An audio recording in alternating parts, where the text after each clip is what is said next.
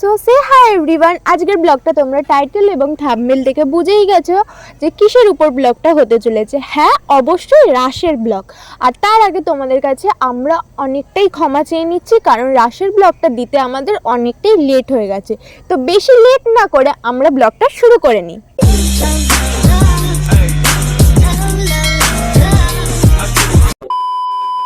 তো আমরা চলে গেছিলাম নবদ্বীপে রাস দেখতে, আর আমরা গেছিলাম রাস পূর্ণিমার আগের দিন। তো প্রথমে বাড়ি থেকে সেজে গুজে সুন্দরভাবে ট্রেনটাকে তাড়াতাড়ি করে ধরলাম, আর ট্রেনের মধ্যে বাম্পার ভিড় ছিল। আর তোমরা সবাই জানো নবদ্বীপের রাস কতটা বিখ্যাত, আর তাই জন্যই ভিড় ভর্তি ট্রেনে আমরা কোনো রকম পা রাখার জায়গা পেয়ে দাঁড়িয়ে পুরো চলে গেলাম নবদ্বীপ। আর নবদ্বীপে ট্রেন খালি হয়ে গেল, তো সবাই নেমে পড়লো, আর আমরা নামবো হচ্ছে বিষ্ণুপ্রিয়া।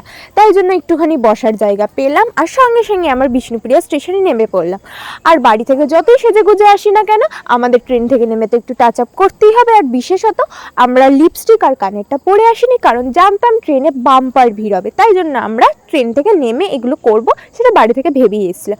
তো যাই হোক, আমরা সেজে গুজে গুটি গুটি পাই স্টেশন থেকে নেমে পড়লাম। হ্যাঁ, স্টেশন থেকে নামার সঙ্গে সঙ্গেই আমাদের চোখে পড়ে গিয়েছিল প্রথম ঠাকুরটা হয়েছিল 1 নম্বর প্ল্যাটফর্মে। তাই যে ওইদিকে আর যাওয়া হয়নি। 2 নম্বর প্ল্যাটফর্ম থেকে ঠাকুর দেখে আমরা সোজা উঠে পড়েছিলাম মেন রোডের ওপর। একটু কিছু খাওয়া দাওয়া তো করতেই হবে নাকি। কাকা দেখছিস, ছেলে দেখছিস? আরে না, খেতে হবে।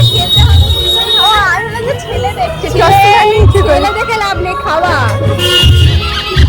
তো আমরা দোকান খুঁজতে খুঁজতে দোকান পেয়েও যাই। একদম রাস্তার ধারে একটা মিষ্টির দোকানে ঢুকে পড়েছিলাম, সকালে পরোটা খাবো। আর অঙ্কিতার জন্য একটা মিষ্টি নেওয়া হয়েছিল, কারণ অঙ্কিতা পরোটার সঙ্গে মিষ্টি খেতে খুব ভালোবাসে। আর আমরা চটপট করে খেয়ে নিচ্ছিলাম, আর অঙ্কিতা খেয়ে প্রথমে বলছিল যে অঙ্কিতার কেমন লাগছে, আর তারপরে অঙ্কিতাই আমাকে খাইয়ে দিয়েছে। হ্যাঁ, প্রত্যেকবারের মতন সেদিন আমি ওকে খাইয়ে দিয়েছিলাম, আর খাবারটা অতিরিক্ত দিয়ে দিয়েছিল। আমরা বলেছিলাম এক, আর দিয়েছিল আরেক।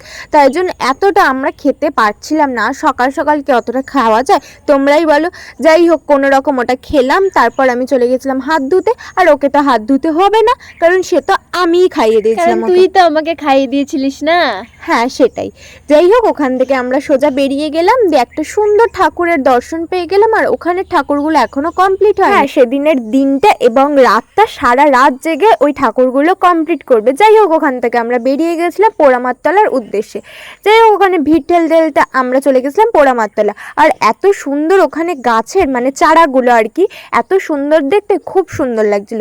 যাই হোক, ওখান থেকে আমরা গুটি গুটি পাই আরেকটা সুন্দর খুবই সুন্দর একটা ঠাকুরের কাছে পৌঁছে গেছিলাম।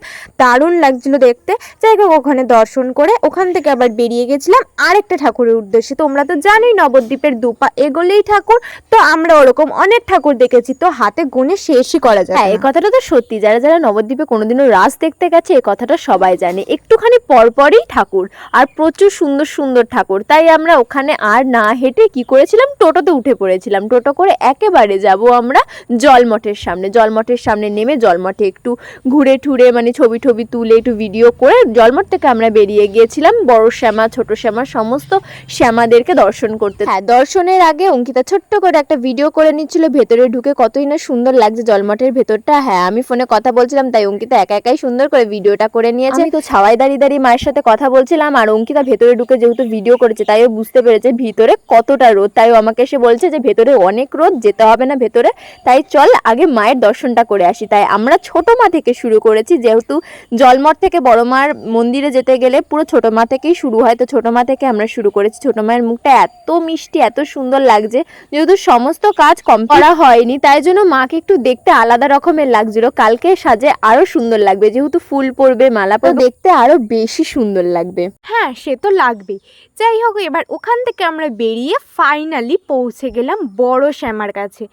উফ, বড় শ্যামাকে যে কতটা সুন্দর দেখতে সেটা তোমরা তো নবদ্বীপের বাসীরা সবাই জানোই, আর যারা দেখতে যাও তারা তো সবাই জানো। হ্যাঁ, বড় শ্যামা মায়ের সাথে আগের বছর কি ঘটনা ঘটেছিল সেটা তো তোমরা খুব ভালো করেই জানো। আর তাই জন্য এবারে মায়ের পুজোটা খুব সুষ্ঠুভাবে, সাবধানে এবং নিখুঁতভাবে করা হচ্ছিল, যাতে কোনো দুর্ঘটনা না ঘটে। আমরা অনেক ঠাকুরই দেখে নিয়েছিলাম, আর ঠাকুর দেখতে দেখতে অনেকটাই দুপুর হয়ে গেছিল। গিয়েছিল, আর নবদ্বীপে অবন্তিকার মামা বাড়ি। তো আমরা সোজা চলে গেছিলাম অবন্তিকার মামা বাড়ি। হ্যাঁ, আমরা দুজনে আমার মামার বাড়িতে গিয়ে মামার মেয়ের সঙ্গে বেরিয়ে গিয়েছিলাম ফুটি কিনতে। মামা পয়সা দিয়েছিল যে যা একটু গিয়ে ফুটি কিনে নিয়ে আয়। তো আমরা তিনজন মিলে চলে গেছিলাম ফুটি কিনতে। ফুটি নেই বলে ক্যাম্পা কিনে নিয়ে এসে বাড়ি ফিরেছি। আর আমার বুনু বলে যাচ্ছে তোদের পাশে আমাকে মানাচ্ছে না, কারণ ও বাড়িতে নর্মাল টপ পরেছে, সেই জন্য ও মানে ভিডিওতে আসতেই চাইছে না। সেটা নিয়ে একটু মজা টজা করে আমরা সোজা চলে গেছিলাম মামা বাড়িতে। মামা বাড়িতে নিচে এসে বসলাম, আর বুনু গেছিল আমাদের জন্য ক্যাম্পা আনতে। ও ক্যাম্পা নিয়ে এলো, আমরা দুজনে ক্যাম্পা খেলাম। আর ও পাশ থেকে দাঁড়িয়ে দাঁড়িয়ে আমাদেরকে দেখছিল। দিয়ে ও বললো চল দিদি ওপরে চল, ওপরে গিয়ে তোরা দুজন খাবি, আমি একটা ছোট্ট করে সুন্দর করে ভিডিও করে দেবো। তা আমিও বললাম তাই ঠিক আছে, তাহলে ওপরেই চল বুনু। তারপরে ওপরে গিয়ে আমরা বসেছি, আর ও আমাদের সুন্দর করে ভিডিওটা করে দিয়েছিল। হ্যাঁ, তারপরে চট করে গিয়ে বুনু পুজোটা সেরে নিয়েছিল, আর তারপরে তিনজন মিলে আমরা খেতে বসে গেছিলাম। ও হ্যাঁ, একটা জিনিস ভুল হয়ে গেছে, আমাদের প্রথমে খাবার কোনো ক্লিপসই নেওয়া হয়নি, কারণ আমরা এত তিনজন মিলে ছিলাম, এত গল্পের চোটে সবকিছুই ভুলে মেরে দিয়েছিলাম। খাবারের মেনুটা বলেই দিই, রাইস, আলুর দম আর বেগুনি, এই তিনটে জিনিস দিয়ে আমরা সুন্দর করে খেয়ে নিয়েছিলাম। আর সব থেকে বড় কথা নিরামিষ হয়েছিল, কারণ আমার বুনু মানে বড় মামার মেয়ে পরের দিন বড়শ্যামা মায়ের কাছে দণ্ডি কাটবে, ভোর 3টের সময় যাবে। তাই 3 দিন আগে থেকেই বড় মামার বাড়িতে নিরামিষ শুরু হয়ে গিয়েছিল। তো আমাদের কোনো অসুবিধাই হয়নি, নিরামিষ দিয়ে খেতে আরো বেশি বরঞ্চ ভালো লেগেছিল। তো আমাদেরও পরের দিন পুজো ছিল আমাদের এখানকার, তো আমাদেরও ভালো হয়েছিল যে আমাদেরও নিরামিষ হয়েছিল। তারপরে আমরা খেয়ে দিয়ে একটু রেস্ট নিয়ে নিচ্ছিলাম, আর বুনু আমাদের সাথে শুয়ে পড়েছিল অনেক গল্প করার জন্য। আসলে অনেকদিন পর দেখা হয়েছে, তো ওই জন্য অনেক গল্প করেছি, তাই একটুখানি ভিডিও ক্লিপস নিয়ে নিয়েছি। তারপরে ঘুমটুম থেকে উঠে আমি দেখছি মামার স্টেথোস্কোপ নিয়ে অঙ্কিতা ওইদিকে কি করছে। এই অঙ্কিতা, কি করছিস তুই ওইদিকে? হ্যাঁ, আসলে এই স্টেথোস্কোপটা আমি কোনোদিন হাতে নিয়ে দেখিনি, তাই জন্য এই মামার স্টেথোস্কোপটা দেখে আমি প্রচণ্ড এক্সাইটেড হয়ে গেছিলাম। তাই জন্য বুনুর হৃৎপিণ্ডটা আমি একটু চেক করছিলাম যে কত দূর কিরম স্পিড চলছে। তো আমি দেখে তো ভীষণ খুশি হয়ে গেছি। এদিকে তাকা, আমার বুকে ধুকপুকানি কেমন হচ্ছে সেটা শুনছে, ও সেটা শুনছে হচ্ছে। বুনুরটা চেক করার পর নিজেরটা চেক করার পর অঙ্কিতা স্টেথোস্কোপ নিয়ে চলে এসেছিল আমার কাছে। এবার এসে বলছে হ্যাঁ হচ্ছে, আমি বলছি, ও মা হচ্ছে, মানে সেইটা নিয়ে একটা আনন্দ মজা হলো। তারপর আমাদেরকে বেরিয়ে যেতে হবে, তাই আমরা এসে একটু রেডি হয়ে গেলাম, কানের দুলটা পরলাম, লিপস্টিক পরলাম, আমরা ফুল রেডি হয়ে গেলাম। তারপর আমরা চলে গেলাম সোজা নিচে। তো নিচে যাওয়ার পর আমরা মামির সাথে দেখা করলাম। মামা গেছিল একটু নিচে হাঁটতে, মামার শরীরটা একদম ভালো না, তাই জন্য একটু নিচে হাঁটতে গেছিল। আমরাও সোজা চলে গেলাম নিচে, আর মামিকে টাটা করে আমরা স্টেশনের দিকে রওনা দিলাম। হ্যাঁ, আর বুনুকেও আমরা টাটা করে দিলাম। এতক্ষণ এত গল্প করেছি, ওর মনটাও খারাপ হয়ে গেছিলো আর আমাদের মনটাও খারাপ হয়ে গেছিলো। তাই যাই হোক, ওখান থেকে আমাদের চলে আসতেই হবে, তাই জন্য আমরা তাড়াতাড়ি করে বেরিয়ে পড়লাম স্টেশনের দিকে। আমরাও পৌঁছে গেলাম স্টেশনে। আর কিছুক্ষণ বসে থাকার, কিছুক্ষণ না প্রায় অনেকক্ষণই আমরা বসে থাকার পর আমাদের ট্রেনটাও চলে এলো। হ্যাঁ, তারপর আমরা তাড়াতাড়ি করে ট্রেনে উঠেও পড়লাম। আর ট্রেনে বসার সিটও ছিল, ফাঁকাই ছিল প্রায় বলতে গেলে। আর আমরা সারাদিন এত ঘুরেছি মানে শরীরটা ক্লান্ত হয়ে গেছিলো। হ্যাঁ, তো সেদিনকে আমাদের বাড়ি ফিরতে ফিরতে পুরো সন্ধ্যা হয়ে গেছিল। তারপর আমরা সেদিন বাড়ি পৌঁছে গেলাম। হ্যাঁ, এটা তার পরের দিন। আর নবদ্বীপের রাস যেমন খুব বিখ্যাত, আমাদের বলাগড়ের রাস কিন্তু খুবই বিখ্যাত।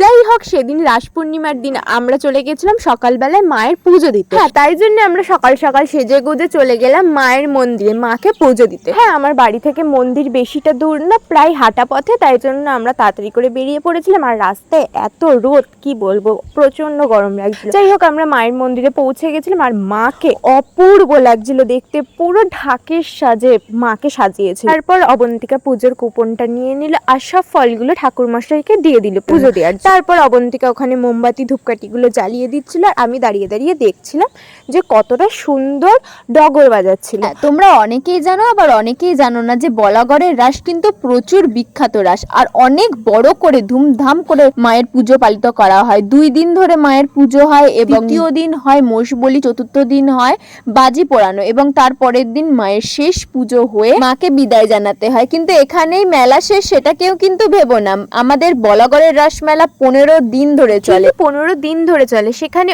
যাত্রা হয়, অনেক রকম বিভিন্ন ধরনের অনুষ্ঠান হয়। আর অনুষ্ঠানের ক্লিপসগুলো অ্যাড আমরা ঠিক করব, সেটা তোমরা পরে দেখতেই পারবে যে আমাদের অনুষ্ঠানে কে এসেছিল। তো যাই হোক, অনেক কিছু বললাম। তারপর আমরা চুপ করে বসেছিলাম, মায়ের কতক্ষণে পুজো হবে, আর অনেকটাই দুপুর হয়ে গেছিলো, তাই জন্য আমরা আর বসে থাকতে পারিনি। তাই জন্য ওখান থেকে আমরা সোজা বেরিয়ে এলাম, প্রণাম করে। তারপর ওখান থেকে আমরা বেরিয়ে দেখলাম যে মেলাটা কত দূর কি বসেছে, তাই জন্য আমরা ভাবলাম হালকা করে একটু ঘুরে নিই, মানে যেইটুখানি ঘোরা যায় আর কি। হ্যাঁ, তারপর সোজা চলে গিয়েছিলাম ব্যাগের দোকানে। আর ব্যাগ যে আমার কতটাই না পছন্দ সেটা অবন্তিকা খুব ভালো করেই জানে, তাই জন্য ওখান থেকে আমাকে সোজা টান মেরে বার করিয়ে দিল। সত্যি আমার একটা ব্যাগ ভীষণ পছন্দ হয়ে গেছিল, তো ওটাকে সাইডে রেখে মনে পাথর জমিয়ে চলে গেলাম বাড়িতে, কারণ অনেকটাই দুপুর হয়ে গেছিল। বাড়ি গিয়ে আবার খাওয়া দাওয়া করতে হতো।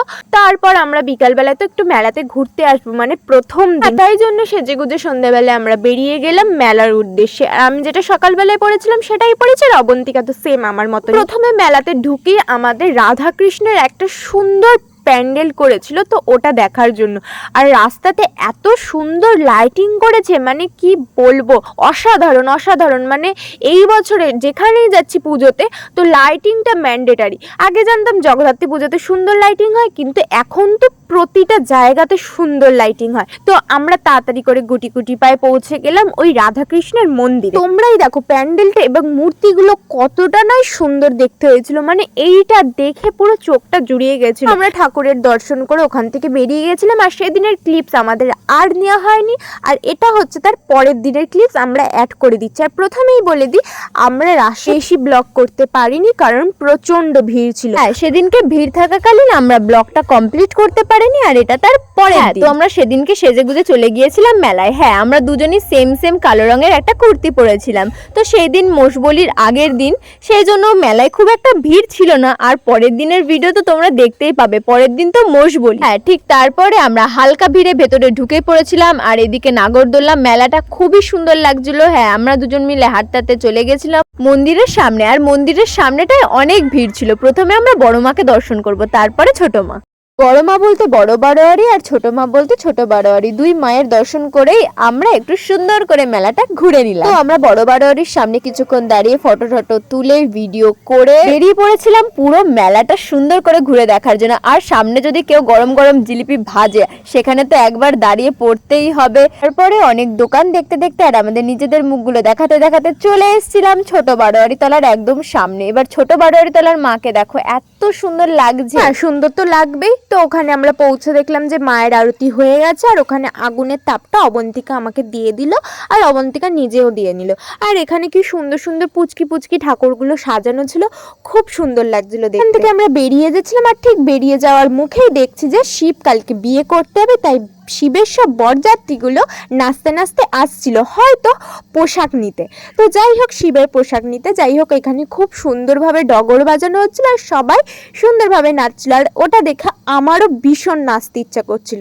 তো যাই হোক, ওখান থেকে আমরা বেরিয়ে গেছিলাম। প্রচন্ড গরম আর পোকাতে তো ভর্তি ছিল। ওখান থেকে আমরা বেরিয়ে গেলাম কারণ এদিকে অনুষ্ঠান হবে, মানে বড় বারোয়ারির সামনে অনুষ্ঠানটা মোষবলির দিন, বাজি পোড়ানোর দিন, মানে পরপর চলতে থাকবে। আর সুন্দর সুন্দর আর্টিস্ট এনেছিল, আর ভীষণ সুন্দর ওরা গান গাইছিল। আর আমাদের তো বাম্পার মজা লাগছিল, মানে খুব এনজয় করছিলাম আমরা সবাই মিলে একসাথে।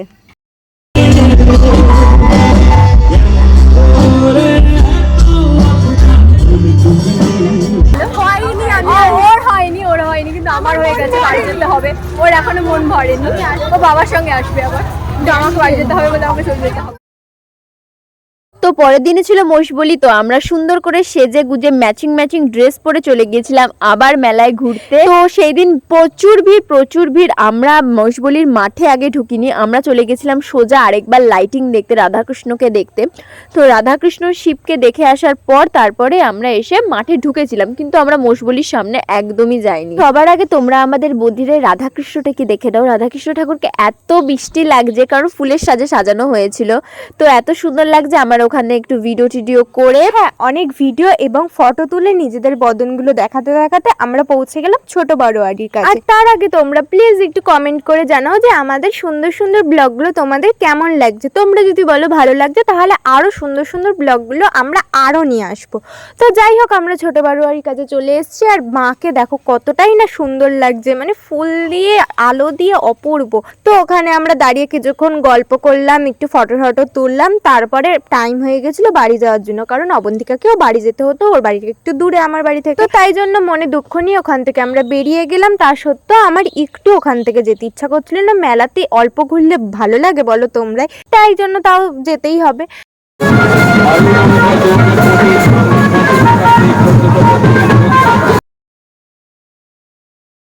তো এটা হচ্ছে তার পরের দিন, মানে বাজি পোড়ানোর দিন। আর আজকে আমরা সুন্দর করে সেজেগুজে চলে গেছিলাম মেলাতে। আর আজকের লুকটা তোমাদের কিরকম লাগছে অবশ্যই কমেন্ট করে জানিও।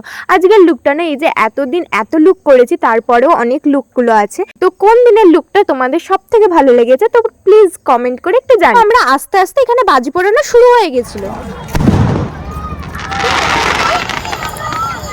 তোমরা দেখলে আমরা একটা ক্লিপস মাত্র অ্যাড করতে পেরেছি, কারণ এতটাই ভিড় ছিল আমরা একটা ভিডিও কেন আমরা ঢুকতেই পারিনি মেলার ভেতরে, তাই জন্য আর আমাদের বাজি পোড়ানোর একটা ভিডিও করা হয়নি। তারপর বাজি পোড়ানো শেষ হয়ে যাওয়ার পর আমরা রাতের বেলায় মেলায় ঢুকেছিলাম, আর ঢুকে একটা আইসক্রিম হাতে নিয়ে নিয়েছিলাম, কারণ অনেকটাই খিদে পেয়েছিল। প্রথমে বললাম অন্য কিছু খাবো, কিন্তু না, অবন্তিকা আইসক্রিমই খাবে, তাই জন্য একটা আইসক্রিম নিল। বললাম আরেকটা নেই, কিন্তু নিল না।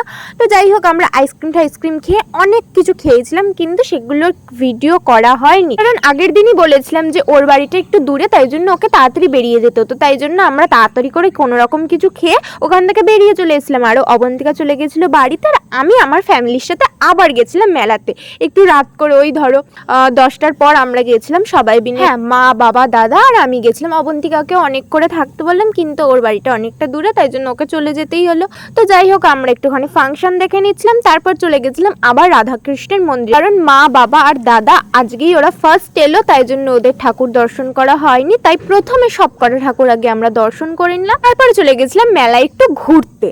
তো মা অনেক কিছু কিনেছিল আর আমি একটা ইয়াররিং কিনেছিলাম, বাট ওইগুলোর ভিডিও আমার করা হয়নি। তো ওখান থেকে বাড়ি চলে এসেছিলাম, আর এটা হচ্ছে তার পরের দিন। হ্যাঁ, এটা তার পরের দিন দুপুরবেলা আমি চলে গিয়েছিলাম সকাল সকাল অঙ্কিতাদের বাড়িতে। কাকু আর দাদা সবাই মিলে একসঙ্গে থাকার জন্য বাড়িতে একটু চটপাটা খাবার দাবার হয়েছিল, রান্না বান্না হয়েছিল মজার মজার। তোমরা দেখতেই পাচ্ছ আমরা এখানে কতটা মজা করে খাচ্ছিলাম, আর অঙ্কিতা বলছিল উফ মাটনটা দারুণ হয়েছে।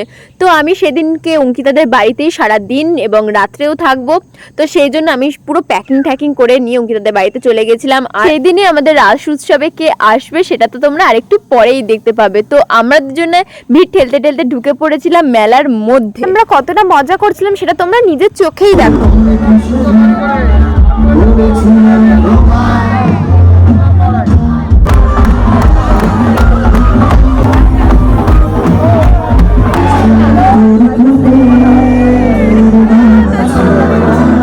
হ্যাঁ, একদম ঠিকই ধরেছিলে, সেদিন আমাদের অনুষ্ঠানে এসেছিল মৌসম মুখার্জি।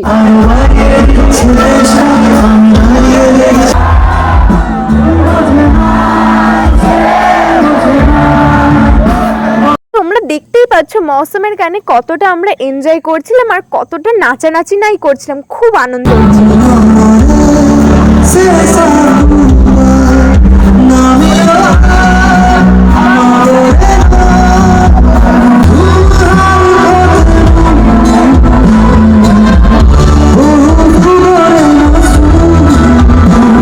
সবশেষে মায়াবিনী গানটা জুবিন স্যারকে স্মরণ করে গানটা গাওয়া হচ্ছিল, এবং কম বেশি সব এখন স্টেজ শোতে এই গানটা গাওয়াই হয়। তো খুব সুন্দর গানটা গেয়েছে মৌসম। তো যাই হোক, এখানে আমরা প্রোগ্রামটা শেষ করে তারপর চলে গিয়েছিলাম খেতে, একটু খাওয়া দাওয়া করতে। তো দাদা আমাদের প্রথমেই জিজ্ঞাসা করে নিয়েছিল যে কি খাবি বল, তো আমরা প্রথমেই বলে দিয়েছিলাম আমি মোমো খাবার। অঙ্কিতার অনেকদিন ধরে ইচ্ছা ছিল যে ও গন্ধরাজ মোমো খাবে, তো ও গন্ধরাজ মোমো নিয়ে নিয়েছিল আর আমি নর্মাল স্টিম মোমো নিয়ে নিয়েছিলাম। তো দুজন মিলে বসে পড়েছিলাম খেতে। সবার আগে মোমো খেতে চলে এসেছিল কাকিমা। কাকিমা বলছিল দে আমাকে একটু দে, আমি টেস্ট করে দেখি। তারপরে গন্ধরাজ মোমোটা খেয়ে কাকিমণি বলল একদমই বাজে। সত্যি সত্যি গন্ধরাজ মোমোটা একদমই বাজে ছিল। অঙ্কিতাকেও একই কথা বললো, বাইরে থেকে যতটা না সুন্দর লাগছিল ভেতরের স্টাফিংটা একদম নুন ছিল না। তারপরে চলে গিয়েছিল কাকিমণি আর কাকা ফুচকা খেতে, পাপড়ি চাট খেতে। তো আমরা চলে এসেছিলাম এইদিকে আইসক্রিম খাওয়ার জন্য। তো আমাদের খাওয়ার কথা বলছিল, তো আমরাও খেয়ে নিলাম ফুচকা। হ্যাঁ, দেখলি তো ভুল বললি, আমরা কিন্তু দই ফুচকাও খেয়েছিলাম, তার কথা কিন্তু একবারও বললি না। ভুলে গেছি আসলে। হ্যাঁ, কারণ দই ফুচকাটা নিজে খাসনি, তো তাই জন্য ভুলে গেছিলি। তো যাই হোক, ওখান থেকে খাওয়া দাওয়া করে নাচতে নাচতে বেরিয়ে গেলাম আইসক্রিম খেতে। আর ঠান্ডার মধ্যে আইসক্রিম খেতে খুব সুন্দর লাগে। তো পছন্দ মতন সবার আইসক্রিম কি না, সবার আইসক্রিম না, আমরা যেটা পছন্দ করেছিলাম সেটাই সবাই একটা করে নিয়েছিল। আর এই আইসক্রিমটা খেতে খুব সুন্দর ছিল, বাটারস্কচ ফ্লেভারটা বেশি ভালো ছিল। হ্যাঁ একদম, বাটারস্কচ ফ্লেভারেরটা তুই নিয়েছিলিস আর আর চকলেট ফ্লেভারটা আমি নিয়েছিলাম, দুটোই খাবো বলে ওই জন্যই তোর চয়েসটা একদম ভালো না, চকলেটটা একদম ভালো ছিল। ওরকম করে বলিস না প্লিজ, দুটোই ভালো ছিল।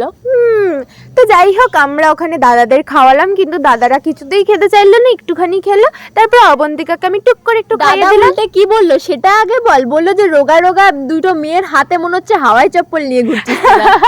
একদম ঠিক। তো বাড়ি যাওয়ার সময় ওখানে ভাসানে সবাই যাচ্ছিল, আর ওখানে এত সুন্দর গান বাজছিল আমি নিজেকে কন্ট্রোল করতে পারিনি, তাই জন্য একটুখানি নেচে নিলাম। রাশের ব্লগটা এখানেই শেষ করছে, তোমাদের কাছে আবারও ক্ষমা চেয়ে নিচ্ছি, আমাদের রাশের ব্লগটা ছাড়তে একটু লেট হয়ে গেল। আমরা আবার একটা সুন্দর ব্লগে তোমাদের সাথে দেখা করব, ততক্ষণের জন্য টাটা, বাই বাই।